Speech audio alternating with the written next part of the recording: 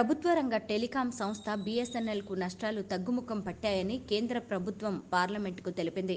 2023-24 ఆర్థిక సంవత్సరంలో కంపెనీ నష్టాలు 2,164 కోట్లకు తగ్గాయని ఐటీ కమ్యూనికేషన్ల శాఖ సహాయ మంత్రి పి. చంద్రశేఖర్ వెల్లడించారు. ఏడాదిలో ఇప్పటి వరకు 8,161 కోట్ల నష్టాలు నమోదయ్యాయని తెలిపారు. కేంద్రం తీసుకుంటున్న చర్యలు, ఇస్తున్న ప్యాకేజీల వల్ల బీఎస్ఎన్ఎల్, ఎంటీఎన్ఎల్ కంపెనీలు లాభాల్లోకి వచ్చాయన్నారు.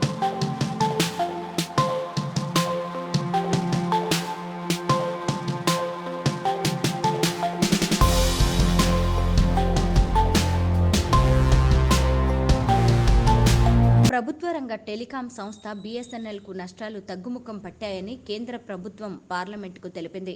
2023-24 ఆర్థిక సంవత్సరంలో కంపెనీ నష్టాలు 2,164 కోట్లకు తగ్గాయని ఐటీ కమ్యూనికేషన్ల శాఖ సహాయ మంత్రి పి. చంద్రశేఖర్ వెల్లడించారు.